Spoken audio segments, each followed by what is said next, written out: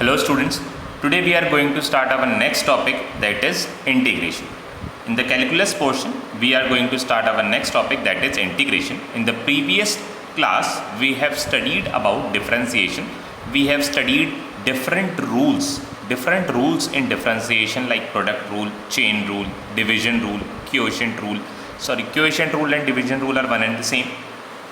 So we have different rules in differentiation. Now we will learn how to integrate. Before learning integration, we should know what is integration. What is integration? To answer this, first recall what was differentiation. Differentiation क्या था? Differentiation क्या था? तो answer है differentiation था किसी भी differentiation के लिए हमने क्या करा था, एक डिपेंडेंट वेरिएबल होता है जैसे y और एक इंडिपेंडेंट वेरिएबल था जैसे x. y is dependent and x is independent.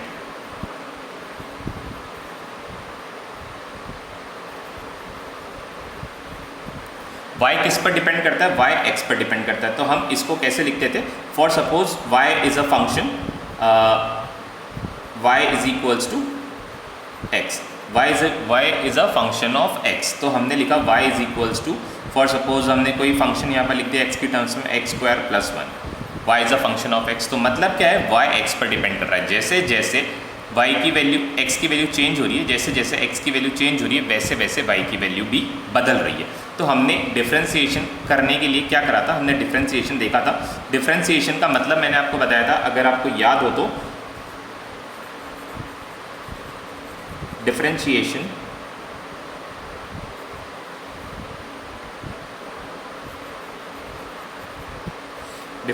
is equals to difference plus division. Difference plus division जो होता है उसको हम क्या बोलते हैं? डिफरेंशिएशन. डिफरेंस किसका? डिफरेंस है फंक्शन में, और डिवीजन किसका? डिवीजन है, मतलब डिवीजन जो होगा वो डिवीजन हम किससे करेंगे? डिवीजन हम करेंगे चेंज इन इंडिपेंडेंट वेरिएबल. तो change in dependent variable upon change in independent variable, मतलब चेंज इन फंक्शन में y में जो चेंज आया दैट इज dy. y में जो चेंज आया उसको हम क्या बोलते हैं? dy. और उसके साथ साथ x में जो चेंज आया उसको हम क्या बोलते हैं? dx. x में जो चेंज आया उसको हम क्या बोलते हैं? dx. This is change in dependent variable and this is change in independent variable. Now differentiation क्या होता है? Differentiation is change in dependent variable per unit change in independent variable. What is differentiation? Change in dependent variable per unit change in independent variable. इसको हम क्या बोलते हैं? Differentiation. तो differentiation में हमने क्या किया? dy का मतलब क्या है? चेंज इन y. चेंज कैसे निकालते हैं? माइनस करके. तो पहले हमने क्या किया? y इसको सब्ट्रैक्ट किया. फंक्शन, ये आपको ध्यान हो तो मैंने आपको कुछ इस तरह से बताया था, x प्लस डेल्टा x पर हमने पहले फंक्शन निकाल दिया. उसमें से हमने क्या करा था? ओरिजिनल फंक्शन को माइनस किया था, fx को माइनस किया था, और हमने इसको किससे डिवाइड किया था? हमने इसको चेंज इन x से डिवाइड किया था. मतलब x plus delta x minus x. तो आंसर क्या था? आंसर था f of x plus delta x minus f of x, और डिनोमिनेटर में क्या बचेगा? डिनोमिनेटर में बचेगा delta x. This was differentiation. Change in independent variable, change in dependent variable पर unit change in independent variable. This is differentiation. अब integration का मतलब क्या होता है? इंटीग्रेशन का मतलब होता है डिफरेंशिएशन का उल्टा. इंटीग्रेशन का मतलब होता है डिफरेंशिएशन का उल्टा. तो इन डिफरेंशिएशन में हमने क्या किया? Difference plus division. हम कैसे गए? हम गए पहले हमने डिफरेंस किया, फिर हमने डिवीजन किया. इंटीग्रेशन करने के लिए हमें उल्टा आना पड़ेगा, और जो चीज़ हमने करा है और जो चीज़ हमने करी है उसका भी उल्टा करना पड़ेगा. जो चीज़ हमने यहाँ पर करी है उसका भी उल्टा करना पड़ेगा. तो इंटीग्रेशन क्या हुआ? तो एक तो हमें क्या करना है? उल्टा आना है वापस, और जो चीज़ हमने करी है उसका उल्टा करना है. तो डिवीजन का उल्टा क्या होता है? डिवीजन का उल्टा था प्रोडक्ट. तो आपको क्या करना पड़ेगा? पहले प्रोडक्ट, और डिफरेंस का उल्टा क्या होता है? डिफरेंस का उल्टा होता है एडिशन। तो आपको क्या करना पड़ेगा इंटीग्रेशन करने के लिए? Product plus addition. मतलब आप जैसे गए थे डिफरेंस प्लस डिवीजन, आपको वापस से कैसे आना है? उल्टा आना है। और जो जो चीज़ आपने जाते वक्त करी थी आते वक्त उसका उल्टा करना है, आते वक्त उसका उल्टा करना है। तो आपने क्या करा था? डिफरेंस प्लस डिवीजन किया था। आते टाइम आपको क्या करना है? डिवीजन का उल्टा प्रोडक्ट और डिफरेंस का उल्टा एडिशन। डिफरेंस का उल्टा क्या होता है? एडिशन। तो इसको हम क्या बोलते हैं? Integration. Product plus addition is called integration. किसका प्रोडक्ट? किसका प्रोडक्ट? तो आंसर है चेंज इन। आंसर है change in dependent variable. Change in dependent variable. Dependent variable में जो चेंज आएगा, for suppose change in dependent variable आता है dy, सॉरी यहाँ पर जो हमें प्रोडक्ट करना पड़ेगा वो किसका करना पड़ेगा? तो आंसर है प्रोडक्ट हमें करना पड़ेगा जो हमारा डिपेंडेंट वेरिएबल है। डिपेंडेंट वेरिएबल कौन है? डिपेंडेंट वेरिएबल हमारा है y। तो y का हमने प्रोडक्ट y। अब इसका प्रोडक्ट हमें किससे करना है? इसका प्रोडक्ट हमें करना है चेंज इन x से। Change in x, change in independent variable के साथ हमें इसका प्रोडक्ट करना है। तो y क्या था? y हमारा डिपेंडेंट वेरिएबल था। y एक डिपेंडेंट वेरिएबल था और इसका प्रोडक्ट हमने किसके साथ किया है? इसका प्रोडक्ट हमने इंडिपेंडेंट वेरिएबल के साथ किया है। पहले हमें डिवीजन करना था तो डिवीजन की जगह हमने क्या कर दिया? प्रोडक्ट। फिर जो हमें डिफरेंस करना था वहाँ पर देखिए हमने क्या लिया था? dy लिया था। dy मतलब हमने डिफरेंस लिया था। तो हमें यहाँ पर डिफरेंस नहीं करना, हमें क्या करना है? इसका एडिशन करना है। तो एडिशन करने के लिए हम एक साइन लगा देते हैं ये। इसका मतलब क्या है? इसका मतलब है एडिशन। इसका मतलब है एडिशन। तो आपको एडिशन किसका करना है? y और dx का। आपने 10th क्लास में एक साइन पढ़ा होगा समेशन का, ये वाला जो साइन था ये आपने समेशन का साइन पढ़ा होगा। इसमें आपने क्या पढ़ा था? इसमें आपने पढ़ा था y1 plus y2 plus y3। ये इस तरह से हम y का सम करते जाते थे और फिर लास्ट में हम उसको ऐड कर देते थे। यहाँ पर भी हम बेसिकली कर वही रहे हैं। y को इंडिविजुअली पहले छोटे छोटे x के लिए y में चेंजेस, छोटे छोटे x के चेंज के साथ y को मल्टीप्लाई कर रहे हैं और फिर हम क्या कर रहे हैं? उन सारे चेंजेस को ऐड कर रहे हैं। उन सारे चेंजेस को हम ऐड कर रहे हैं। तो दिस इज इंटीग्रेशन। तो हमने क्या किया? प्रोडक्ट करा। किसका प्रोडक्ट करा? डिपेंडेंट वेरिएबल का प्रोडक्ट करा। किसके साथ प्रोडक्ट किया? चेंज इन इंडिपेंडेंट वेरिएबल के साथ प्रोडक्ट किया। और फिर बाद में हमने क्या किया? जो हमें पहले डिफरेंशिएशन में हम क्या करते थे? डिफरेंस करते थे। उस डिफरेंस की जगह हमने क्या कर दिया? उस डिफरेंस की जगह हमने एडिशन कर दिया। उस डिफरेंस की जगह हमने क्या कर दिया? उस डिफरेंस की जगह हमने एडिशन कर दिया। तो दिस इज इंटीग्रेशन। ये जो और इंटीग्रेशन को लिखने का तरीका है ये पूरा। इंटीग्रेशन को लिखने का तरीका है ऐसे पूरा। ये this is the sign of the integration into dx। मतलब यहाँ पर y क्या है? y is a dependent variable. किस पर डिपेंड कर रहा है? y is depending on x। y is a function of x। y किस पर डिपेंड कर रहा है? x पर डिपेंड कर रहा है। तो y is a function of x। y एक फंक्शन है x की टर्म्स में। तो हमने क्या करना है? y का प्रोडक्ट करना है। किसके साथ प्रोडक्ट करना है? चेंज इन x के साथ प्रोडक्ट करना है। और फिर क्या करना है? सारे प्रोडक्ट्स को ऐड कर देना। छोटे छोटे चेंजेस के साथ हम प्रोडक्ट करते रहेंगे और उन चेंजेस को हम ऐड कर देंगे। जैसे ही आप एक दो इलस्ट्रेशन देखेंगे इसके तो आपको ज़्यादा बेटर समझ में आएगा। ठीक है? जैसे उसके अंदर क्या करते थे हम? देखिए अगर आपको ध्यान हो तो हमें क्लास इंटरवल्स और फ्रीक्वेंसीज दी हुई होती थी। क्लास इंटरवल्स और फ्रीक्वेंसीज दी हुई होती थी। तो फ्रीक्वेंसीज से हम क्या करते थे? फ्रीक्वेंसीज से हम उस क्लास इंटरवल को मल्टीप्लाई करते थे। फ्रीक्वेंसीज से हम क्लास इंटरवल को मल्टीप्लाई करते थे और फिर सबको ऐड कर देते थे। बेसिकली हम यहाँ पर भी वही कर रहे हैं। यहाँ पर हम चेंज के साथ इसको मल्टीप्लाई कर रहे हैं और फिर लास्ट में सबको ऐड कर दे रहे हैं। लास्ट में सबको ऐड कर दे रहे हैं। ठीक है? ये आपने कहाँ पर पढ़ा था? ये आपने स्टैटिस्टिक्स में पढ़ा था क्लास 10th में। ठीक है? जब आप मीन निकालते थे या फिर जब आप जैसे जो आप y की टेबल की y की जो आपने टेबल बनाई होती सब सारे y को अगर आपको एडिशन करना है तो आप क्या करते थे? उसका समेशन लिखते थे। Summation of y i where i is equals to 1 to n इस तरह से लिखते थे। अगर आपको याद हो तो इस तरह से हम समेशन करते थे। यहाँ पर भी हम समेशन करते हैं। ठीक है? यहाँ पर भी हम समेशन करते हैं। इसका भी मीनिंग क्या है? एडिशन करना। एडिशन करना। किसका एडिशन करना है हमें? y और dx का जो प्रोडक्ट है उसका हमें बार बार एडिशन करना है। क्योंकि चेंज के साथ साथ मतलब हो क्या रहा है? ये y की वैल्यू जो है लगातार बदलती जा रही है x के साथ, y की वैल्यू जो है x के साथ लगातार बदलती जा रही है। तो हमें क्या करना पड़ेगा, हमें छोटे छोटे इंटरवल्स में ये प्रोडक्ट निकालना पड़ेगा, छोटे छोटे इंटरवल्स में प्रोडक्ट निकालना पड़ेगा और क्या करना पड़ेगा, सबको ऐड करना पड़ेगा। एक एग्जाम्पल हम देखते हैं इसका, प्रैक्टिकल लाइफ एग्जाम्पल देखते हैं तो आपको शायद ये ज़्यादा अच्छे से समझ में आएगा। अब एक प्रैक्टिकल लाइफ एग्जाम्पल हम देखते हैं तो आपको ये समझ में आएगा कि हमें इंटीग्रेशन करना कब है। फॉर एग्जाम्पल, एक व्हीकल है हमारा और उस व्हीकल की जो वेलोसिटी है वो डिपेंड करती है टाइम पर। व्हीकल की वेलोसिटी किस पर डिपेंड कर रही है, टाइम पर डिपेंड कर रही है। किस तरह से डिपेंड कर रही है, टी स्क्वायर प्लस 1 से डिपेंड कर रही है, टी स्क्वायर प्लस 1 से डिपेंड कर रही है। यहाँ पर टाइम क्या है, time is independent variable and velocity is dependent variable. V is dependent variable, V किस पर डिपेंड कर रहा है, टाइम पर डिपेंड कर रहा है। तो आप देखिए टाइम जब ज़ीरो था, टाइम जब ज़ीरो था तो उसकी वेलोसिटी क्या थी, ये टाइम हो गया, ये वेलोसिटी। टाइम जब ज़ीरो था तो उसकी वेलोसिटी क्या थी, 1। तो अब आप बोलेंगे कि सर टाइम तो ज़ीरो था और वेलोसिटी 1 कैसे हो गई। तो इसका ये मतलब है कि ये जो व्हीकल है, जब हमने इसको ऑब्जर्व किया था उससे पहले से ये चलता हुआ आ रहा था और जब हमने इसको देखना शुरू किया तो इसके पास 1 मीटर पर सेकंड की वेलोसिटी ऑलरेडी थी। तो जब हमारा टाइम ज़ीरो था, जब हमने इसको देखना ऑब्जर्व किया तो इसकी वेलोसिटी क्या थी, 1। जब टाइम 1 हुआ, 1 होने पर ये टाइम जब 1 हुआ तो वेलोसिटी कितनी हो गई, वेलोसिटी हो गई 2। फिर टाइम जब 2 हुआ तो वेलोसिटी कितनी हो गई, 2 स्क्वायर इज 4, 4 प्लस 1 इज 5। फिर टाइम जब 3 हुआ तो वेलोसिटी कितनी हो गई, 3 स्क्वायर इज 9, 9 प्लस 1 इज 10। तो अलग अलग टाइम पर जो वेलोसिटी है वो बदलती जा रही है, अलग अलग टाइम पर जो वेलोसिटी है वो बदलती जा रही है।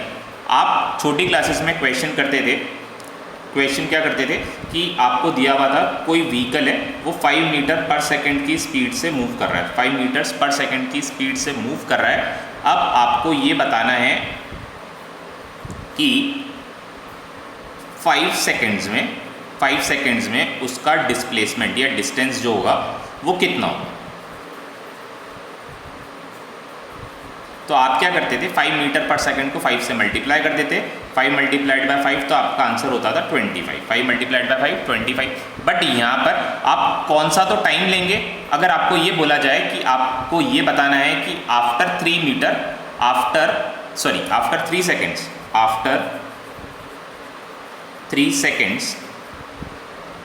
3 seconds what is the displacement।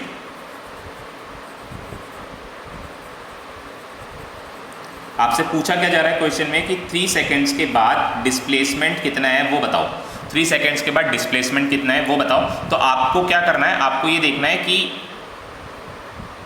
Velocity कितनी है, 3 सेकंड पर वेलोसिटी कितनी है और उसको इससे मल्टीप्लाई करते हैं। तो आप ऐसा करते हैं तो 10 को अगर 3 से मल्टीप्लाई कर देते हैं तो आपका आंसर गलत हो जाएगा, क्योंकि हमेशा उसकी जो वेलोसिटी है वो 10 नहीं थी, हमेशा उसकी वेलोसिटी जो है वो 10 नहीं थी। यहाँ पर टाइम कहाँ से शुरू हो रहा है, टाइम हो रहा है 0 से शुरू और टाइम कहाँ तक जा रहा है, टाइम 3 सेकेंड्स तक जा रहा है।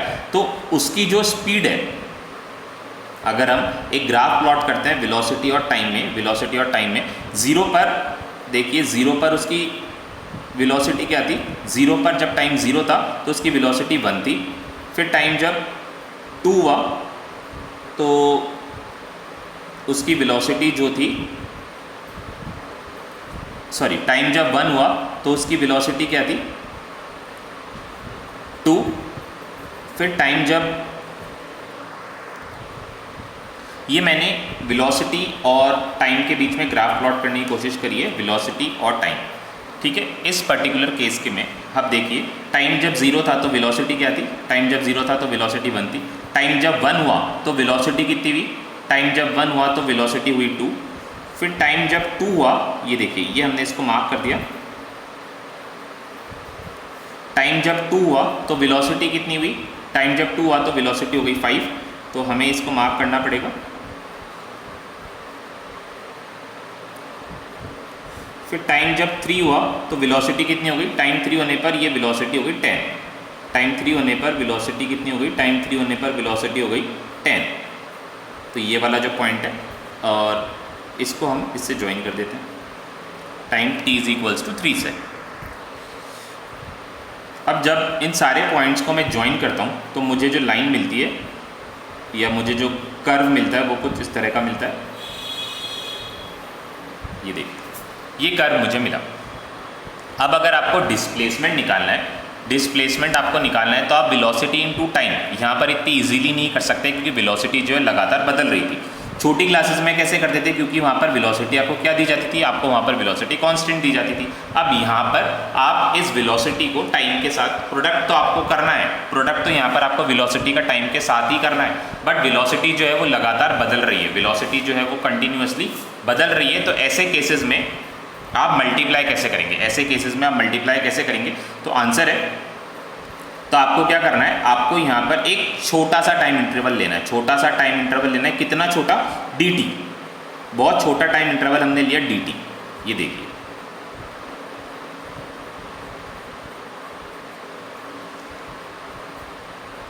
बहुत छोटा टाइम इंटरवल हमने लिया dt। इस टाइम इंटरवल को हमने क्या बोला, इस टाइम इंटरवल को हमने बोला dt। This time interval is dt। ये छोटा टाइम इंटरवल हमने ले लिया, ठीक है। और देखिए जो डिस्प्लेसमेंट होता है, एक मिनट आप यहाँ पर ध्यान दीजिए, डिस्प्लेसमेंट जो होता है ये होता है velocity into time, velocity into time. But velocity तो लगातार बदल रही है, वेलोसिटी तो लगातार बदल रही है, हमें ऐसी वेलोसिटी चाहिए जो कुछ टाइम तक कांस्टेंट रहे। तो हमने उसके लिए एक छोटा सा टाइम इंटरवल सेलेक्ट किया dt, और छोटा सा टाइम इंटरवल सेलेक्ट करने पर हमने देखा कि यहाँ पर ये जो जगह है, ये वाला जो टाइम है और ये वाला जो टाइम है, इसके बीच में वेलोसिटी जो है ऑलमोस्ट कांस्टेंट है।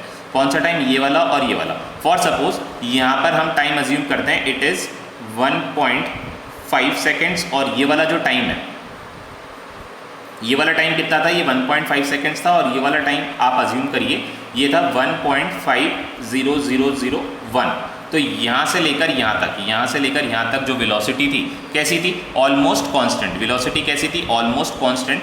तो हमने क्या करा, यहाँ पर एक छोटा सा डिस्प्लेसमेंट कैलकुलेट किया। इस छोटे डिस्प्लेसमेंट का हमने क्या बोला, छोटे डिस्प्लेसमेंट का हमने बोला dx, और dx की वैल्यू क्या आई? v.dt, ठीक है। फिर हमने क्या करा, हमने एक और टाइम इंटरवल लिया। टाइम इंटरवल को हमें नहीं बदलना है, हमें डिफरेंस वही रखना है। कितना डिफरेंस? dt के इक्वल। हमें यहाँ पर भी डिफरेंस कितना ही रखना है, dt के इक्वल रखना है। तो ये जो यहाँ से यहाँ तक की जगह है उसको भी हमने क्या मान लिया, dt। और ये जो वेलोसिटी है ये ऑलमोस्ट कैसी है, ये वेलोसिटी ऑलमोस्ट कांस्टेंट है। तो ये dx1 हुआ, ये dx2 हुआ, क्या होगा? v.dt, ठीक है। यहाँ पर v1 कर दीजिए, यहाँ पर v2 कर दीजिए। फिर आपको क्या करना है, ये हमने क्या किया, पहले प्रोडक्ट किया, और प्रोडक्ट के बाद ये जो हमारे जो सारे आंसर है, इन सारे प्रोडक्ट्स को हमें ऐड करना है। टोटल डिस्प्लेसमेंट निकालने के लिए हमें क्या करना है, इन सारे प्रोडक्ट्स को हमें ऐड करना है। तो बेसिकली हमने करा क्या, डिस्प्लेसमेंट निकालने के लिए हमने वेलोसिटी और चेंज इन टाइम का प्रोडक्ट किया, वेलोसिटी और चेंज इन टाइम का प्रोडक्ट किया, और फिर सबको क्या करा, एक एक करके ऐड किया। तो इसको हम लिखेंगे कैसे, देखिए dx इज इक्वल्स टू, हमने क्या लिखा, dx is equals to v.dt, ठीक है। dx is equals to v.dt, displacement is equals to velocity into time. Formula हमारा नहीं बदला है, पर करने का तरीका बदल गया, करने का तरीका बदल गया। अब हमें क्या करना है, इसका सबका सम लिखना है। सिर्फ एक छोटा dx नहीं, हमें यहाँ से लेकर यहाँ तक बहुत सारे, हमें यहाँ से लेकर यहाँ तक बहुत सारे dx को कंसिडर करना है, यहाँ से लेकर यहाँ तक बहुत सारे dx को कंसिडर करना है, और फिर सबका एडिशन करना है। तो उसके लिए हम क्या करेंगे, उसके लिए हम करेंगे इंटीग्रेशन। इंटीग्रेट करना मतलब अब हमारे पास जितने भी छोटे छोटे पार्ट्स थे हम उन सबको ऐड कर देंगे। तो हमने सारे dx को ऐड कर दिया। अगर यहाँ पर हमने इंटीग्रेट किया तो हमें यहाँ पर भी इंटीग्रेशन करना पड़ेगा, v.dt। dx का इंटीग्रेशन क्या होगा, dx का मतलब हो गया कि टोटल डिस्प्लेसमेंट। टोटल डिस्प्लेसमेंट हमने क्या अज्यूम कर लिया, टोटल डिस्प्लेसमेंट है x, और यहाँ पर ये क्या बन जाएगा, ये आ जाएगा इंटीग्रेशन ऑफ, यहाँ पर सॉरी ये dx है, छोटा डिस्प्लेसमेंट, और यहाँ पर dx की जगह हमें क्या लेना था, dt लेना था, क्योंकि चेंज इन टाइम से मल्टीप्लाई करना है। ये हमने इसको चेंज इन टाइम से मल्टीप्लाई किया, तो v.dt,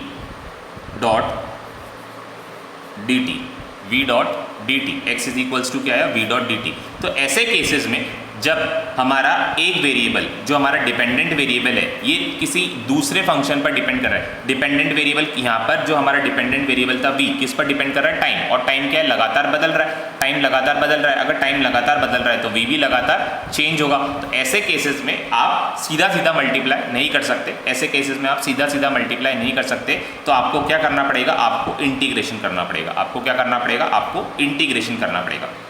ठीक है, तो आपको इंटीग्रेशन की प्रैक्टिकल इंपॉर्टेंस समझ में। ऐसा और एक केस ले सकते हैं, जैसे आपको पता है कि एक स्प्रिंग की हम बात करते हैं। स्प्रिंग की हम बात करते हैं, ये स्प्रिंग है जो एक रिजिड सपोर्ट के साथ बंधा हुआ है। यहाँ पर एक रिजिड सपोर्ट हमने पीछे की तरफ लगा रखा है। अब शुरू में हमने स्प्रिंग को कंप्रेस करने की कोशिश करी। शुरू में हमने स्प्रिंग को कंप्रेस करने की कोशिश करी, यहाँ से यहाँ तक हमने इसको कंप्रेस करा। तो जो फोर्स हमें लगाना पड़ा वो कम लगाना पड़ा, फोर्स हमें लगाना पड़ा वो कम लगाना पड़ा। जैसे जैसे हम इस स्प्रिंग को कंप्रेस करते गए, जो इसका डिस्प्लेसमेंट है, ये जो डिस्प्लेसमेंट है, छोटा डिस्प्लेसमेंट dx, हमने पहले इसको थोड़ा सा डिस्प्लेस कराया, बहुत थोड़ा सा डिस्प्लेस कराया, और उसके लिए हमने जो फोर्स लगाया वो फोर्स बहुत कम था। जैसे जैसे dx को हम इंक्रीज करते चले गए, वैसे वैसे फोर्स की जो वैल्यू है वो बढ़ती गई। फोर्स की जो वैल्यू है बढ़ती गई। एक्चुअली होता क्या है स्प्रिंग में, स्प्रिंग का जो फोर्स होता है वो डिपेंड करता है डिस्प्लेसमेंट पे। जितना ज़्यादा शुरू में आप स्प्रिंग को दबाओगे तो आपको कम फोर्स लगाना पड़ेगा। जितना ज़्यादा आप इसको प्रेस करोगे, जितना ज़्यादा आप इसको प्रेस करते जाओगे, धीरे धीरे फोर्स की जो वैल्यू है वो बढ़ती जाएगी। क्योंकि फोर्स किस पर डिपेंड कर रहा है, स्प्रिंग का जो फोर्स होता है वो उसके डिस्प्लेसमेंट पे डिपेंड करता है। Just as an a rubber band, initially आप रबर बैंड को खींचते हो तो थोड़ा कम फोर्स लगाना पड़ता है। इसको इतना यहाँ से यहाँ तक खींचने के बाद इसको अब आपने और खींचा तो अब आपको फोर्स जो है वो ज़्यादा लगाना पड़ेगा, क्योंकि इसकी जो फोर्स है किस पर डिपेंड कर रही है, डिस्प्लेसमेंट पर डिपेंड कर रही है।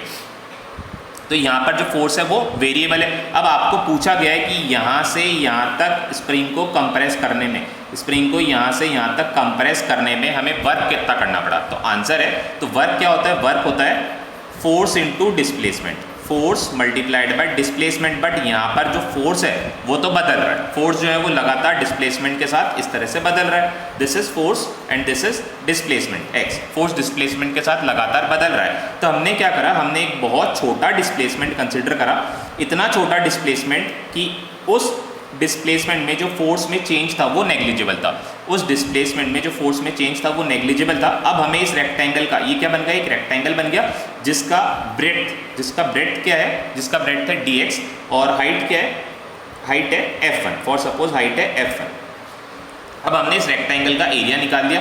एरिया क्या होगा, f मल्टीप्लाइड बाई dx। ये f मल्टीप्लाइड बाई dx क्या होता है, वर्क होता है। ठीक है, फिर हमने क्या करा, हमने एक और ऐसा छोटा सा रेक्टेंगल कंसिडर करा और इसका भी हमने एरिया निकाल दिया। फॉर सपोज यहाँ पर जो फोर्स है वो है F2 और चेंज डिस्प्लेसमेंट उतना ही dx। अब हम ऐसे बहुत सारे रेक्टेंगल्स को हमने कंसिडर करा, मान लो 100, 1000, 2000 रेक्टेंगल्स को हमने ऐसे कंसिडर करके यहाँ से यहाँ तक का जो एरिया है वो निकाल दिया। यहाँ से यहाँ तक का एरिया जो है वो निकाल दिया और यहाँ से यहाँ तक का जो एरिया था वो क्या था, फोर्स मल्टीप्लाइड बाय डिस्प्लेसमेंट। यहाँ से यहाँ तक का एरिया जो था वो था force multiplied by total displacement. तो उसी एरिया को हमने क्या बोला, उसी एरिया को हमने बोला वर्क। तो छोटा work dw is equals to क्या था, छोटा work dw is equals to जो हमने यहाँ से यहाँ तक स्प्रिंग को कंप्रेस करने में किया, जो हमने यहाँ से यहाँ तक छोटा डिस्प्लेसमेंट, यहाँ से फॉर सपोज एक छोटे डिस्प्लेसमेंट की यहाँ से यहाँ तक की बात कर लेते हैं, dx यहाँ से यहाँ तक हमने स्प्रिंग को कंप्रेस किया। तो छोटा डिस्प्लेसमेंट के लिए जब हमने छोटा सा काम किया वो था dx। टोटल डिस्प्लेसमेंट यहाँ से यहाँ तक जब आप करेंगे, टोटल डिस्प्लेसमेंट में आपको क्या करना पड़ेगा, ये सारे छोटे छोटे काम को आपको ऐड करना पड़ेगा। तो हमने इसको क्या कर दिया, dw को इंटीग्रेट कर दिया। यहाँ पर आपने इंटीग्रेट किया तो आपको फोर्स को भी इंटीग्रेट करना पड़ेगा। This is total work done, f dw का integration work, total work that is w, integration क्या होता है अभी मैं आपको और बताऊंगा, समझाऊंगा कैसे करते हैं। और this is f dot dx। तो ये इंटीग्रेशन की प्रैक्टिकल इंपॉर्टेंस है, जहाँ पर जो डिपेंडेंट वेरिएबल है वो इंडिपेंडेंट वेरिएबल के साथ लगातार बदल रहा हो। ऐसे केसेस में हमें क्या करना होता है, ऐसे केसेस में हमें इंटीग्रेशन करना होता है। अब आंसर है कि अब क्वेश्चन ये आता है कि इंटीग्रेशन करते कैसे, क्वेश्चन ये अराइज होता है कि इंटीग्रेशन करते कैसे। तो आइए हम देखते हैं कि इंटीग्रेशन को करना कैसे, सीखते हैं इंटीग्रेशन करना कैसे। तो डिफरेंशिएशन और इंटीग्रेशन एक दूसरे के क्या होते हैं, डिफरेंशिएशन और इंटीग्रेशन एक दूसरे के उल्टे होते हैं, उल्टे होते हैं। रेसिप्रोकल नहीं बोलूँगा यहाँ पर, मैं बोलूँगा रिवर्स होते हैं, ठीक है। तो एक फंक्शन है एफ एक्स, तो चेंज इन एफ एक्स पर unit change in x, change in F x पर यूनिट चेंज इन एक्स को हम क्या बोलते हैं? डिफरेंशिएशन। इसका उल्टा होगा, इसका उल्टा क्या होगा? इसका उल्टा होगा इंटीग्रेशन। इसका जो रिवर्स होगा उसको हम क्या बोलेंगे? Integration. For suppose F x को हम मान लेते हैं एक्स की पावर एन, एफ एक्स को हम क्या मान लेते हैं? एक्स की पावर एन। अब इसका आपको डिफरेंशिएशन करना है। डिफरेंशिएशन कैसे करते हैं? D of X raise to the power N upon D X, change in function, change in function, function कितना है? एक्स की पावर एन पर यूनिट चेंज इन एक्स को हम क्या बोलते हैं? डिफरेंशिएशन। और इसको करना कैसे सिखाया था मैंने? इसको करना ऐसे सिखाया था कि सबसे पहले ये जो n होता है, ये जो पावर होती है ये मल्टीप्लाई में आ जाती है, और जो वेरिएबल होता है उसकी पावर 1 से कम हो जाती है, वेरिएबल की पावर 1 से कम हो जाती है। कितना हो जाएगा? n-1। अब मैंने आपको क्या सिखाया कि इंटीग्रेशन जो होता है, इंटीग्रेशन जो होता है डिफरेंशिएशन का उल्टा होता है। आपको क्या करना है? आपको चलना भी उल्टा है और करना भी उल्टा है, चलना भी उल्टा है और करना भी उल्टा है। तो सबसे पहले हम इसको कहाँ लाए थे? सबसे पहले देखिए, पहले हम इसको यहाँ पर लाए और फिर यहाँ पर हमने क्या करा? इसकी पावर 1 से कम करी। तो हम ऐसे गए, पहले हम पावर को आगे लेकर आए और फिर हमने वेरिएबल की पावर 1 से कम करी। तो जहाँ पर हमने इसको छोड़ा, हमें वहीं से इंटीग्रेशन को स्टार्ट करना है। वेरिएबल की पावर हमने लास्ट में क्या करा था? 1 से कम करी थी, तो अब हमें वेरिएबल की पावर को 1 से बढ़ाना है। जो हमने 1 से कम करी थी वेरिएबल की पावर, हमने उसको 1 से बढ़ा दिया। और फिर जो हमने पावर को मल्टीप्लाई किया था, पावर को जो हमने मल्टीप्लाई किया था, अब हमें क्या करना है? पावर को डिवाइड करना है। तो हो गया इंटीग्रेशन। पावर को हमने क्या कर दिया? डिवाइड कर दिया। तो इसी को हम क्या बोलते हैं? इसी को हम बोलते हैं इंटीग्रेशन। और लिखेंगे कैसे इसको? इंटीग्रेशन ऑफ किसका इंटीग्रेशन करना है? एफ एक्स का एक्स के रेस्पेक्ट में इंटीग्रेशन करना है। तो क्या बना? एक्स की power n+1 upon n+1।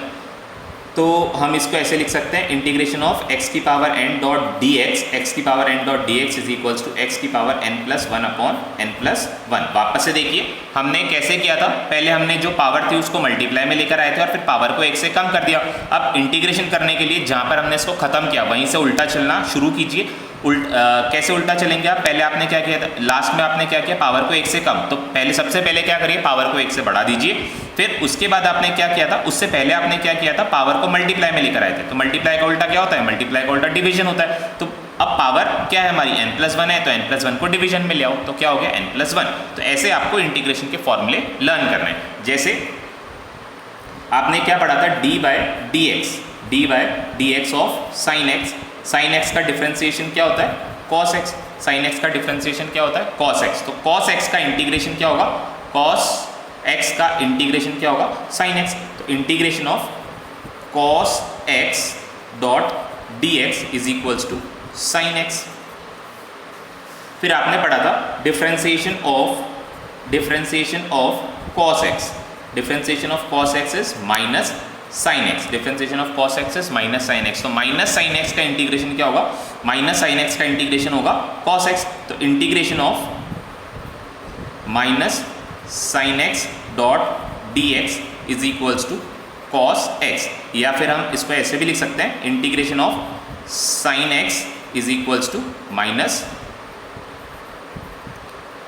To minus cos X. Minus sine हमने यहाँ पर लिया और साइन एक्स का इंटीग्रेशन क्या हो गया? Minus cos x. इस तरह से मैं आपको इंटीग्रेशन के यहाँ पर सारे फॉर्मूले यहाँ पर लिख देता हूँ और फिर आपको क्या करना है? उन फॉर्मूलेस को याद करके रखना है, उन फॉर्मूलेस को आपको याद करके रखना है। तो यहाँ पर मैंने इंटीग्रेशन के ऑलमोस्ट सारे फॉर्मूले लिख दिए। Integration with respect to X, D X का इंटीग्रेशन क्या होगा? एक्स। 1/x याद करिए किसका डिफरेंशिएशन होता था? 1/x। log x का डिफरेंशिएशन होता था, तो 1/x का इंटीग्रेशन क्या हो गया? log x। sec square x किसका डिफरेंशिएशन होता था? 10x का, तो sec square x का इंटीग्रेशन क्या हो गया? 10x। ऐसे ही cosec square x dot dx minus cot x sec x 10x dot dx sec x, cosec x cot x dot dx minus cosec x sin x dot dx, sorry यहाँ पर हम कर देते हैं sin x dot dx minus cos x और e की power x e rays to the power x dot dx is e की power x। यहाँ पर ये हमने डिफरेंशिएशन सीखा है। एक इलस्ट्रेशन हम करके, सॉरी इंटीग्रेशन हमने सीखा है, एक इलस्ट्रेशन हम इसका करके देखते हैं और फिर हम इसमें थोड़ा सा और स्टडी करेंगे। अब आपको एक फंक्शन दिया हुआ है x² + 3x, y is equals to x² + 3x। अब आपको फाइंड करना है integration of y dot D x. Integration of किसका इंटीग्रेशन आपको फाइंड करना है? आपको डिपेंडेंट वेरिएबल का इंटीग्रेशन फाइंड करना है with respect to change in independent variable. तो इसका इंटीग्रेशन करने के लिए हमने क्या करा, integration of x square plus 3x dot D x. अब हम क्या करेंगे, डी एक्स को इंडिविजुअली एक्स स्क्वायर और 3x से मल्टीप्लाई कर देंगे और फिर इसको सॉल्व कर लेंगे। तो सॉल्व करने पे क्या आंसर आया, x। अब हमने क्या करा, इसको इंटीग्रेट करना है, इंटीग्रेट करके यहाँ पे लिखना है। तो इंटीग्रेशन का साइन अब हम नहीं लगाते हैं, अदरवाइज क्या होता है, बच्चों को ये इंटीग्रेशन का साइन इतना ज़्यादा पसंद आ जाता है कि इसको आंसर तक ले आते हैं। तो इसका मतलब है कि अब ये इंटीग्रेट हुआ नहीं है, इंटीग्रेट हुआ नहीं है, इंटीग्रेट अब हमें करना है, इंटीग्रेशन अब हमें करना है। इस साइन का मतलब है इंटीग्रेशन अब हमें करना है। तो इंटीग्रेशन करने के बाद इस साइन को लगाने की कोई ज़रूरत नहीं है। बच्चों को इतना साइन ये पसंद आता है, ये साइन और ये डी एक्स इतना पसंद आता है कि इसको लास्ट तक ले आते हैं। अब देखिए हम एक्स स्क्वायर और डी एक्स का इंटीग्रेशन कर रहे हैं, तो एक्स स्क्वायर का इंटीग्रेशन क्या होगा, एक्स जो पावर थी उसको क्या करना है, 1 से इंक्रीज करना है। तो 2 + 1 3 और डिवाइडेड बाय 3, ये क्या हुआ, एक्स स्क्वायर का इंटीग्रेशन प्लस 3। देखिए कांस्टेंट का क्या होता है, कांस्टेंट का कुछ नहीं होता है, कांस्टेंट को हम एज इट इज लिख देते हैं। फिर क्या करना है आपको, एक्स स्क्वायर और इसका एक्स स्क्वायर और एक्स का इंटीग्रेशन करना है, किसके रेस्पेक्ट में, डी एक्स के रेस्पेक्ट में एक्स का इंटीग्रेशन करना है डी एक्स के रेस्पेक्ट में। तो हमने क्या किया, एक्स की पावर क्या थी 1, 1 + 1 2, और पावर बड़ी हुई पावर कहाँ लिखनी है, बड़ी हुई पावर डिनोमिनेटर में लिखनी है। तो ये क्या आ गया, ये हमारा इंटीग्रेशन आ गया, किसका इंटीग्रेशन आ गया, y dot D x, y का इंटीग्रेशन आ गया x के रेस्पेक्ट में। ठीक है, अब एक बार हम क्या करते हैं, इसको डिफ्रेंशिएट भी करके देखते हैं।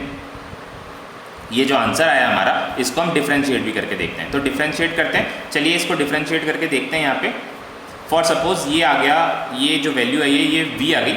अब हमें क्या निकालना है, dv/dx, change in v with respect to x हमें निकाल कर देखना है, देखते हैं कितना आता है। Change in v with respect to x, तो नीचे वाला क्या है, नीचे वाला x है, x।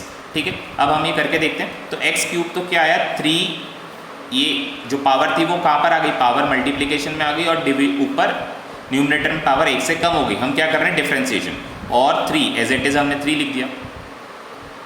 ठीक है, प्लस 3 और 2 एज इट इज आ गया, और यहाँ पर जो थी पावर 1 से क्या हो जाएगी, पावर 1 से कम हो जाएगी, 2 - 1 1, और 2 - 1 1, और 1 मल्टीप्लाई में आएगा, तो ये एज इट इज ऐसे का ऐसा ही। अच्छा एक मिनट, जो पावर थी वो मल्टीप्लाई में आ जाती है, डिफ्रेंसिएशन हम कर रहे हैं तो पावर जो थी वो मल्टीप्लाई में आ जाएगी। एक मिनट मैं इसको सही करके लिखता हूँ। देखिए x की पावर यहाँ पर क्या है, x की पावर 2 है, तो पावर जो थी यहाँ पर मल्टीप्लाई में आ गई, और x की पावर जो थी वो 1 से कम हो गई। ठीक है, अब हम इसको सॉल्व करके लिखते हैं। तो आंसर क्या है, x²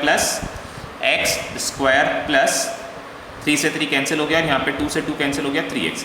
तो हमने जिसका इंटीग्रेट करा था वही आंसर हमारे पास वापस से आ गया, जिसको इंटीग्रेट हमने करा था वही आंसर वापस से आ गया। और यही होना चाहिए था, क्योंकि मैंने आपको क्या सिखाया, मैंने आपको सिखाया है कि इंटीग्रेशन का उल्टा क्या होता है, डिफ्रेंसिएशन, और डिफ्रेंसिएशन का उल्टा होता है इंटीग्रेशन। बट प्रॉब्लम कहाँ पर आती है, प्रॉब्लम आती है जब आप इसको सॉल्व करने जाते हो।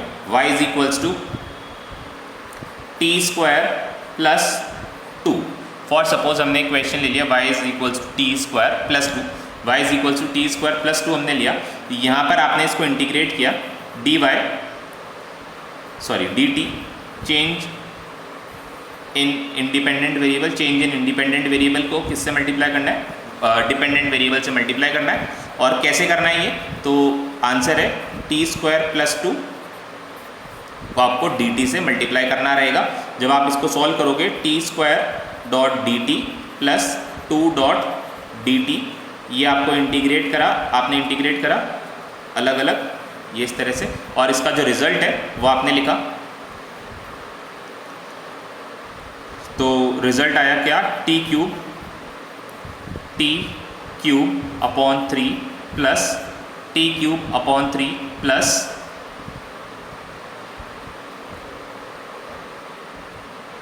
और यहाँ पर क्या आ गया, यहाँ पर 2t आ गया, यहाँ पर 2t आ गया। अब इसको जब आपने डिफ्रेंशिएट करके देखा, डिफ्रेंशिएट आप जब इसको करके देखोगे तो ये क्या आ जाएगा, ये आ जाएगा 3t² / 3 प्लस t का डिफ्रेंशिएशन क्या हो जाएगा, इसका 2t का डिफ्रेंशिएशन 2 हो जाएगा। तो ये भी हमारा जो आंसर है t² + 2, ये एज इट इज आ गया, t² + 2 जो हमने इंटीग्रेट किया था वही आंसर जो है हमारा यहाँ पर आ गया।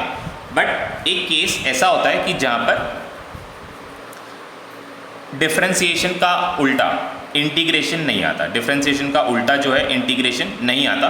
फॉर सपोज इस फंक्शन का हम डिफरेंशिएशन करते हैं, इस फंक्शन का हम डिफरेंशिएशन करते हैं, t² + 2 का हम डिफरेंशिएशन करते हैं विथ रेस्पेक्ट टू dt। ये डिफरेंशिएशन आपने किया तो ये डिफरेंशिएशन कितना आया, डिफरेंशिएशन आया 2t प्लस कांस्टेंट का डिफरेंशिएशन क्या होता है 0। तो अब हमारा प्रोसीजर क्या कहता है, अब हमारा प्रोसीजर ये कहता है कि ये डिफरेंशिएशन है, डिफरेंशिएशन का उल्टा ही क्या होना चाहिए, डिफरेंशिएशन का उल्टा इंटीग्रेशन होना चाहिए। और ये डिफरेंशिएशन का आंसर है, इसको डिफरेंशिएट करके ये आया तो इसको इंटीग्रेट करके t² + 2 आ जाना चाहिए, इसको इंटीग्रेट करके t² + 2 आ जाना चाहिए। तो देखते हैं आता है या नहीं आता। तो जब हमने इसको इंटीग्रेट करना स्टार्ट किया, देखिए 2t का इंटीग्रेशन क्या होगा, पावर 1 से ज़्यादा 1 + 1 2 और वही पावर डिनोमिनेटर में, और ये क्या है, ये कांस्टेंट है। कांस्टेंट का हमें इंटीग्रेशन आता नहीं है, कांस्टेंट का हमें इंटीग्रेशन आता नहीं है। तो ये और वैसे भी ये क्या है 0, तो हमें इसको ऐसे का ऐसा ही लिखना पड़ेगा। कांस्टेंट जैसे अगर ये 1 होता तो हम इसको t में बदल देते हैं। कांस्टेंट का इंटीग्रेशन हमें आता है, गलती से मैंने बोल दिया नहीं आता है। जैसे कांस्टेंट था, जैसे 1 होता तो 1 का इंटीग्रेशन क्या लिख देते आप, 1t लिख देते, 2 होता तो 2t लिख देते, बट यहाँ पर क्या है 0, तो आपको 0 ही लिखना पड़ेगा। और आपका आंसर क्या आया, आपका आंसर आया t²। आपका आंसर क्या आया, आपका आंसर आया t², और आना क्या चाहिए था t² + 2। तो अब आपका क्वेश्चन ये अराइज होगा कि ये 2 कहाँ गया, क्योंकि आपने तो हमें सिखाया कि इसका डिफरेंशिएशन ये आया तो इसका इंटीग्रेशन ये आना चाहिए था, ये दोनों प्रोसेस रिवर्सिबल होती है। बट अब ये 2 कहाँ गया। तो अभी तक हमने जो इंटीग्रेशन सीखा था वो कैसा था, इनकम्प्लीट था। जो भी इंटीग्रेशन अब आप करेंगे उसमें एक कांस्टेंट लगा देंगे, उसके अंदर एक कांस्टेंट लगा देंगे। ये कांस्टेंट क्या बताता है, ये कांस्टेंट बताता है कि बाई चांस जो आपने इंटीग्रेशन किया है, इसका इंटीग्रेशन आपने किया है, हो सकता है ये किसी ऐसे का डिफरेंशिएशन था, वहाँ पर कोई कांस्टेंट टर्म था, तो कांस्टेंट टर्म यहाँ पर रिप्रेजेंट नहीं होती, कांस्टेंट टर्म यहाँ पर डिस्प्ले नहीं होती है। ये वाली जो कांस्टेंट टर्म थी वो इसके डिफरेंशिएशन में डिस्प्ले नहीं हुई, तो इसका इंटीग्रेशन जो है वो गलत हो जाएगा। तो इसको मेंटेन करने के लिए, इस कांस्टेंट को मेंटेन करने के लिए हमने क्या करा, यहाँ पर एक कांस्टेंट हमने अपनी मर्जी से लगा दिया c। अब एग्जाम में जो क्वेश्चन आएगा उसमें आपको जो वैल्यू दी हुई रहेगी वो इस तरह से दी हुई रहेगी कि आप इस कांस्टेंट की वैल्यू फाइंड आउट कर सको, तो अभी तक हमने जितने भी इंटीग्रेशन पढ़े हैं, जितने भी इंटीग्रेशन के फॉर्मूले पढ़े हैं, उन सब में आपको क्या कर देना है, कांस्टेंट ऐड कर देना है। तो सबसे पहले हम यहाँ पर चलते हैं। पहला इंटीग्रेशन हमने सीखा था x⁻n.dx। अब हो सकता है इसके साथ कोई कांस्टेंट रहा हो जो हमें नहीं मिला हो, तो हमने क्या करा, यहाँ पर एक कांस्टेंट ऐड कर दिया, यहाँ पर भी एक कांस्टेंट ऐड कर दिया, यहाँ पर भी एक कांस्टेंट ऐड कर दिया। सारे इंटीग्रेशन में एक एक कांस्टेंट हम ऐड कर देते हैं।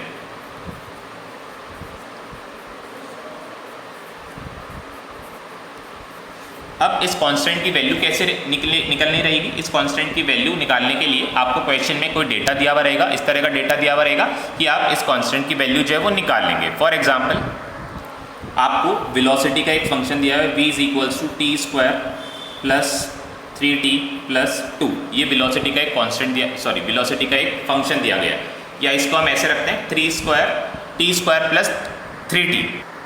ये आपको वेलोसिटी का एक फंक्शन दिया गया है। वेलोसिटी क्या है, velocity is dependent variable and time is independent variable, ठीक है। अब आपको पूछा गया है इसका डिस्प्लेसमेंट बताओ, तो आप क्या करेंगे, तो आप इसका इंटीग्रेशन करेंगे। तो और आपको ये पूछा है कि आपको इसकी इनिशियल पोजीशन भी बतानी है, या फिर आपको वो वाला टाइम बताना है, इसकी इनिशियल पोजीशन जब टाइम जो था वो 0 था, इनिशियल पोजीशन जब टाइम क्या था, जब टाइम 0 था। तो आपने क्या करना है, वेलोसिटी से अगर आपको डिस्प्लेसमेंट निकालना है, तो वेलोसिटी से जब आपको डिस्प्लेसमेंट निकालना है तो मैंने आपको सिखाया था आपको क्या करना पड़ेगा, वेलोसिटी चेंज, क्योंकि वेलोसिटी लगातार बदल रही है टाइम के साथ, तो v.dt आपको करना पड़ेगा। तो इसको जब आपने करा तो इसको सॉल्व करने पर आया t³ / 3 यहाँ पर t की पावर जो है 1 थी, 1 + 1 2, और डिनोमिनेटर में भी क्या आ जाएगा, डिनोमिनेटर में भी 2 आ जाएगा। ठीक है, और यहाँ पर ये 2 आ गया, और इसके साथ हमने एक कांस्टेंट लगाना रहेगा, इसके साथ हमें एक कांस्टेंट लगाना रहेगा। अब ये क्या है, ये x की वैल्यू आ गई, ये x की वैल्यू आ गई t³/3 plus 3/2 t² plus c। अब आपको ये बताया गया है क्वेश्चन में कि आपको ये बताना है जब टाइम इज इक्वल्स टू 0 था, जब टाइम इज इक्वल्स टू 0 था, क्वेश्चन में ये दिया हुआ है, जब टाइम इज इक्वल्स टू 0 था, क्वेश्चन में क्या दिया हुआ था, जब टाइम इज इक्वल्स टू 0 था तब पार्टिकल की जो पोजीशन थी, पार्टिकल की जो पोजीशन थी वो क्या थी, वो 3 थी। मतलब पार्टिकल जो स्टार्ट हुआ वो ओरिजिन से नहीं हुआ था, this is 0, this is 1, this is 2, this is 3। जब वो पार्टिकल यहाँ पर ऑलरेडी प्रेजेंट था तब हमने हमारी घड़ी को स्टार्ट किया, तब हमने हमारी वॉच को स्टार्ट किया। ये वॉच हमने यहाँ पर स्टार्ट की जब पार्टिकल जो था यहाँ पर था, तो टाइम जब 0 था तो पार्टिकल कहाँ पर था, 3 पर। तो यहाँ पर आप c की वैल्यू कैसे निकालोगे, c की वैल्यू निकालने के लिए टाइम 0 था, 0 पर पोजीशन क्या थी पार्टिकल की, 0 पर पार्टिकल की पोजीशन थी 3, और टाइम को क्या करना है, टाइम को यहाँ पर 0 रखना है, 0 + 0 + c।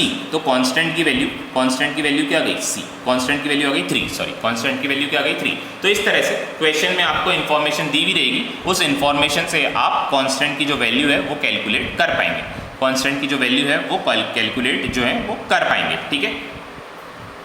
और जैसे जैसे हम इसको डीप में पढ़ते जाएंगे तो बहुत सारे केसेस में हम c को नेग्लेक्ट भी कर देंगे, क्योंकि जब हम इसके डेरिवेशंस जब हम करेंगे तो उस केस में वो इतना ज़्यादा कॉम्प्लेक्स हो जाएगा, तो उस कॉम्प्लेक्स केसेस में वहाँ पर जो वैल्यूज़ हैं इतनी बड़ी हो जाएगी, तो उसमें हम इस कांस्टेंट को नेग्लेक्ट भी कर देंगे, इसको हम यूज़ नहीं करेंगे। बट मैथमेटिक्स के पॉइंट ऑफ व्यू से मैं आपको बता रहा हूँ, जब आप मैथमेटिक्स में इसको यूज़ करेंगे तो आपको हमेशा एक कांस्टेंट यहाँ पर मिलेगा, ठीक है, हमेशा आपको एक कांस्टेंट यहाँ पर मिलेगा। तो वो नेग्लेक्ट कब करना है वो अभी हम लेटर बाद में देखेंगे, किस तरह से करना है वो सब हम बाद में देखेंगे। अभी आपको बस ये देखना है कि इस कांस्टेंट की वैल्यू आप एग्जाम में कैसे निकाल सकते हो।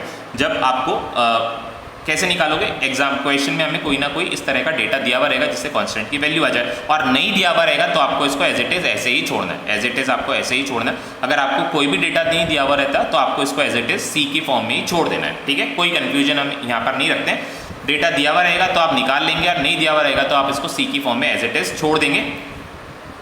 डेरिवेशंस में हम इसको किस तरह से यूज़ करेंगे और इस कांस्टेंट को कैसे रिप्लेस करेंगे वो सब बात की बात है, जब आप 12th क्लास में आएंगे, और जब आप 11th में भी फर्दर हम देखेंगे, आगे हम डेरिवेशंस करेंगे, उसके अंदर हम इस कांस्टेंट को कैसे यूज़ करेंगे वो भी हम तब देखेंगे। अभी आप इसको कैसे क्यों नेग्लेक्ट करना है ये सब आप भूल जाओ, कन्फ्यूज़ हो जाओगे, भूल जाओ, ठीक है। तो c इज इक्वल्स टू क्या हो गया, c is equals to 3r। इस तरह से हमने कांस्टेंट की वैल्यू निकाली। अब थोड़ी सी इसकी प्रैक्टिकल लाइफ एप्लीकेशंस भी हम देख लेते हैं। जैसे पोजीशन का x का dx/dt हमने किया था, तो क्या आया था, dx/dt हमने किया था तो आई थी वेलोसिटी। अब अगर हमें डिस्प्लेसमेंट निकालना है तो dx, इसको हम यहाँ पर ले गए तो ये क्या आ गया, v.dt, ठीक है। ये छोटा डिस्प्लेसमेंट आ गया। टोटल डिस्प्लेसमेंट निकालने के लिए इंटीग्रेशन ऑफ v.dt। तो पोजीशन का डिस्प्लेसमेंट क्या देता है, वेलोसिटी, और वेलोसिटी का पोजीशन का डिफरेंशिएशन क्या देता है, वेलोसिटी, और वेलोसिटी का इंटीग्रेशन क्या देता है, पोजीशन। सिमिलरली dv/dt हमें क्या देता है, acceleration. Change in velocity with respect to time क्या देगा हमें, एक्सेलरेशन। तो dv इज इक्वल्स टू क्या हो जाएगा, a.dt, और दोनों तरफ अगर हम इंटीग्रेशन कर देंगे तो dv का इंटीग्रेशन v और a.dt। तो एक्सेलरेशन का इंटीग्रेशन हमें क्या देगा, एक्सेलरेशन का इंटीग्रेशन हमें देगा वेलोसिटी। तो पोजीशन, वेलोसिटी और एक्सेलरेशन, पोजीशन, वेलोसिटी और एक्सेलरेशन, ये तो आया डिफरेंशिएशन से। और एक्सेलरेशन, इंटीग्रेशन और पोजीशन ये कैसा आया, ये आया इंटीग्रेशन से।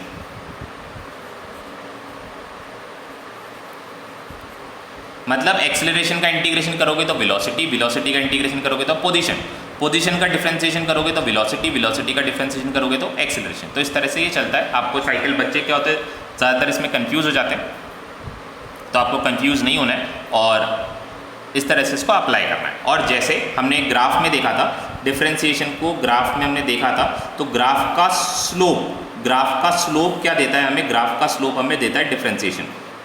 डी ये y है और अगर ये t है तो dy/dt, tan dy by D T, this is slope, ये होता है tan थीटा। और ग्राफ का area, area of graph, area of graph हमें क्या देगा, एरिया ऑफ ग्राफ हमें देगा y dot d T, area of graph हमें देगा y डॉट डी टी। तो ग्राफ का एरिया कैसे आएगा, इंटीग्रेशन करके, इंटीग्रेशन करके ग्राफ का एरिया आ जाएगा। अगर आपको एरिया निकालना है तो आप क्या करोगे, इंटीग्रेशन, और अगर आपको स्लोप निकालना है तो आप क्या करोगे, डिफरेंशिएशन। स्लोप निकालना हो तो डिफरेंशिएशन, एरिया निकालना हो तो इंटीग्रेशन। अब इसमें एक बहुत छोटी सी चीज़ रह गई है, डेफिनेट और इनडेफिनेट इंटीग्रल। डेफिनेट और इनडेफिनेट इंटीग्रल वो मैं आपको 5 मिनट में एक्सप्लेन कर देता हूँ, 5 मिनट भी नहीं लगेंगे। y is equals to x square plus one, y is equals to x square plus one. अब हमने इसका जब ग्राफ प्लॉट किया था तो ग्राफ था ये इस तरह से, ये ग्राफ था। अब आपको ये बोला गया है कि आपको,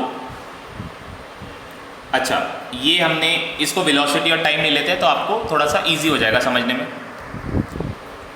वेलोसिटी और टाइम हमने ले लिया, अब आपको क्या करना है, अब आपको इंटीग्रेशन करने के लिए बोला गया था डिस्प्लेसमेंट निकालने के लिए। तो x इज इक्वल्स टू क्या होता है, v dot d t, x is equals to integration of v dot d t. अब आपको ये बोला गया है कि आपको ये बताना है कि जब टाइम 1.5 सेकेंड्स था और जब टाइम 2.5 सेकेंड्स था, इसके बीच में बॉडी ने कितना डिस्प्लेसमेंट किया। तो ये कैसे निकालोगे आप, ये निकालने के लिए आप क्या करोगे, पहले ये वाला एरिया निकालोगे, ये इतना बड़ा वाला एरिया, इस बड़े वाले एरिया में से ये छोटा वाला एरिया जो है ये सबट्रैक्ट कर दोगे, छोटा वाला एरिया जो है वो सबट्रैक्ट कर दोगे। मतलब आपको क्या करना है, आपको सबसे पहले ये बड़ा वाला एरिया निकालना है। तो इसमें आपने क्या किया, इसमें ये निकालने के लिए बड़ा वाला एरिया निकाला और उसमें छोटा वाला एरिया जो है वो सबट्रैक्ट किया। तो इसके लिए हम क्या करेंगे, सबसे पहले हमने यहाँ से यहाँ तक का एरिया निकाल लिया और फिर उसमें से छोटा वाला एरिया जो है वो सबट्रैक्ट कर लिया।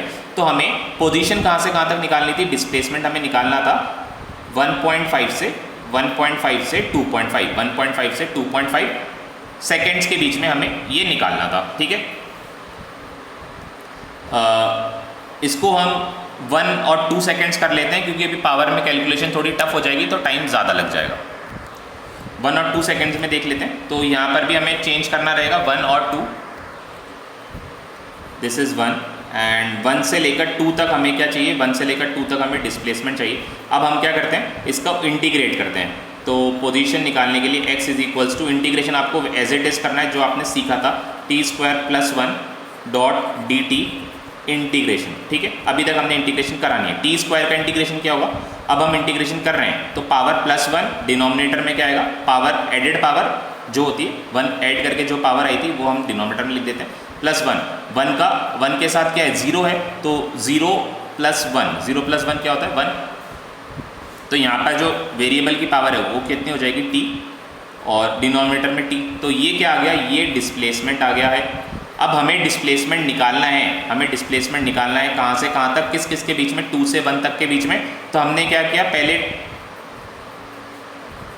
2 तक का एरिया निकाल लिया, फिर उसमें से 1 का एरिया सबट्रैक्ट कर देंगे। तो 2 तक का एरिया निकालने के लिए आप यहाँ पे t की जगह 2 डाल दीजिए, 8/3 प्लस 2, ये आपने 2 वैल्यू डाली। फिर उसके बाद आपको क्या करना है, उसके बाद आपको यहाँ पर 1 वैल्यू डालनी है, तो 1/3 प्लस 1। तो ये करके हमने क्या करा, ये करके हमने ये बड़ा वाला एरिया निकाल लिया। फिर ये करके हमने क्या करा, ये करके हमने छोटा वाला एरिया निकाल दिया। अब दोनों एरिया को हमने क्या कर दिया, सबट्रैक्ट कर दिया। तो इसको हम बोलते हैं अपर लिमिट और इसको हम बोलते हैं लोअर लिमिट। एक एक करके दोनों लिमिट्स को हम पुट करते हैं, पुट करके दोनों को डिफरेंस कर देते हैं, दोनों का डिफरेंस निकाल देते हैं। तो आंसर आ जाता है हमारा, इन दोनों के बीच का जो डिस्प्लेसमेंट था वो हमारा आंसर आ जाएगा। 8/3 माइनस 1/3 कितना हो जाएगा, 7/3 और 2 माइनस 1 कितना हो जाएगा, 2 माइनस 1 हो जाएगा 1। तो ये आ गया हमारा answer 7/3 plus 1। This is the displacement between the time 1 second and 2 second. 1 second से 2 सेकेंड के बीच में जो पार्टिकल ने कितना डिस्प्लेसमेंट किया, ये उसका आंसर आ गया। और इस तरह का जो इंटीग्रेशन होता है इसको हम क्या बोलते हैं, डेफिनेट इंटीग्रल।